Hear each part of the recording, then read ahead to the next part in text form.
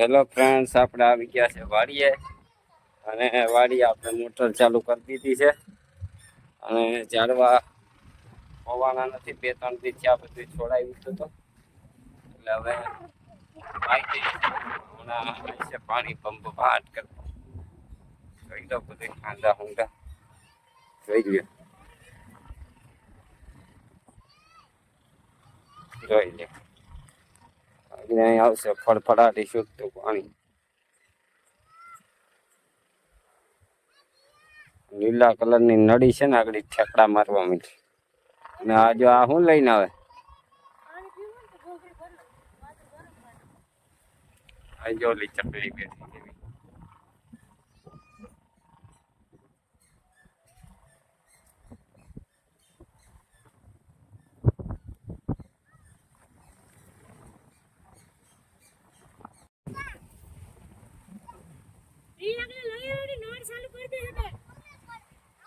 ટાંકો ખાલી કરી દે હે જાત.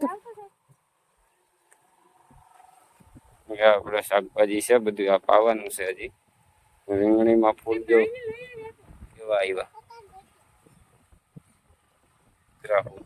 દેખાય ચોમાસામાં બહુ મસ્ત થાય. આવી ગયું. ગરમ છે એ તો ઓલું પાઇપ પૂરતું હોય.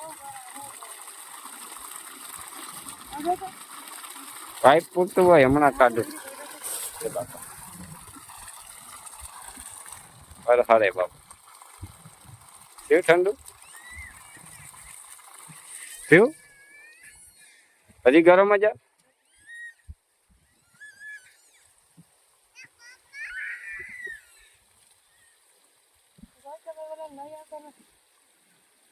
જો.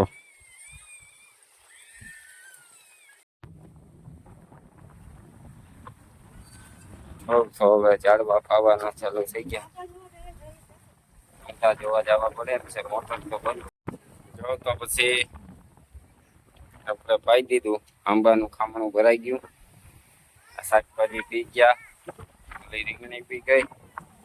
આ બાજુ અહીંયા આ રીંગણી જો, અહીં લીંબોડી લહણ ડાયટું છે. શું થાય હવે. અને આમાં ફૂલ તો કેટલાય આવે છે, પણ એમાં કઈ આવે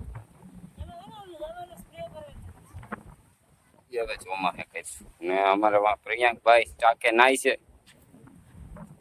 કરે જોઈએ આપણે એને એકલો ન મુકાય. બાકી ટાંકાના ગોરાના નળ જેટલા હોય ને ખોલી ને પાણી ઢોળ્યા કરે. હવે આપણે જઈએ ત્યાં શું કરે આખો પેલ્યો જોઈએ. આ જો આ જોઈ બંધ કર નળ. હજી દવા પીવાની. હાલા આમ હાલ હા થાય હાલ બે આમ હાલ તો હાલો.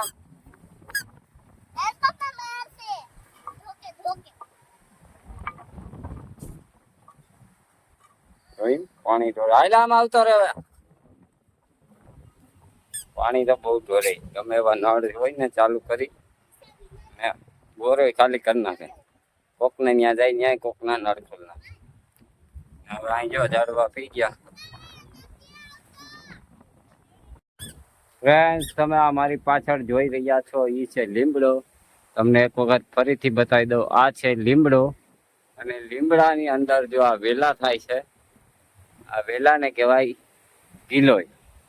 અને બીજી તમે મારા હાથમાં પણ જોઈ શકો, આને કહેવાય ગિલોય. અને દેશી ભાષામાં આને કહેવાય ગળો. કોરોના કાળમાં આપણે લોકોએ આ ગળો ગિલોય બહુ પીધી.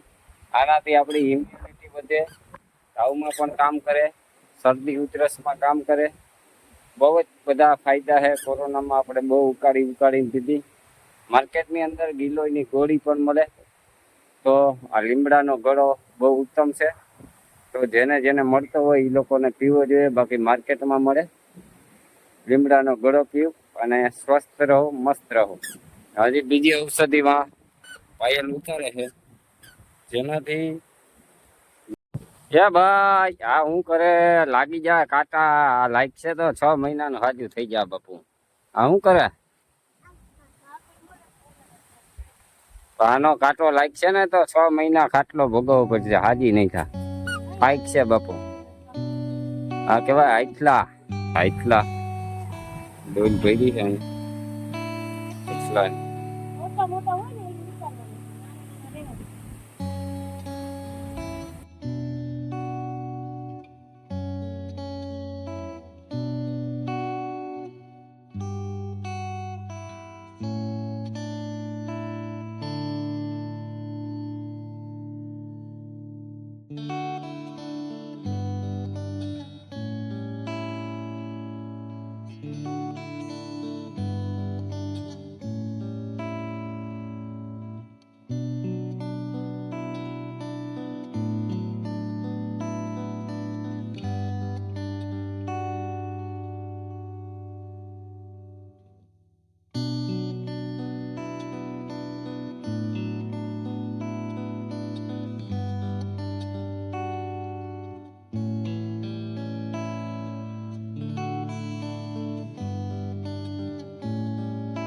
જો આટલા ઉતારી આવી એક ડોલ જોઈ લ્યો. આ ડોલ ભાઈ હા હું કહેતી હતી એ ઓલા ઘૂંસડા બને એટલે લાગી ગયો. મને ચોટી ગયા હતા ખાંજવાર આવે ને. હવે આની પ્રોસેસ ઘરે જઈને કરવા. એ ઘેર જઈને કરવાની હોય ને એ શું કરું.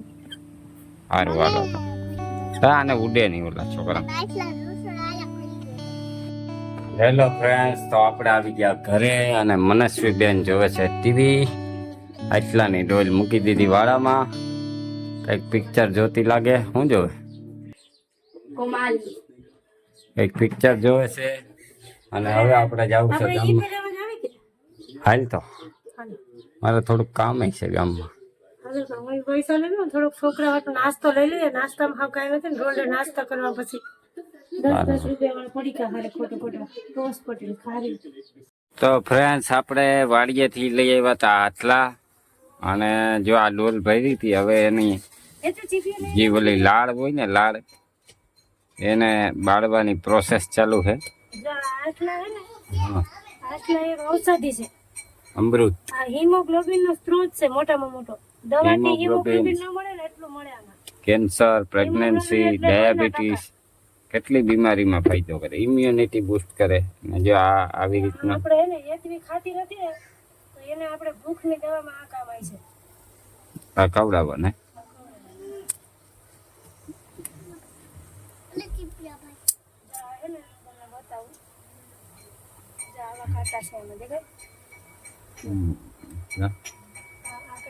હા દેખાય છે. આપણે કાંટા બાળવાના છે તો આપણે છોકરાને તો ખાઈ તો લાગી જાય ને. પછી આને એને છાલ ઉતારીને જ્યુસ કરી નાખવાનું. એક વખત વિલાસબેન હાટું કર્યું હતું ખબર છે તમને? હા હજી આનું જ્યુસ બનાવી દઉં. જ્યુસ બનાવીને શીશો ભર લેવું. તો જ્યુસનો તો વિડીયો ફ્રેન્ડ્સ આમાં કદાચ નહીં લેશું કેમ કે પછી બહુ લેન્ધી વિડીયો થઈ જાય તો તમને જોવાની મજા ન આવે. આપણે બીજા બ્લોગમાં પાછો તમે જોઈ લેજો એટલે એમાં જ્યુસનું આવી જાય થોડુંક. બરોબર ને ભાઈ? અને આપણા રેગ્યુલર બ્લોગ જોવા વાળાને તો ખબર જ હોય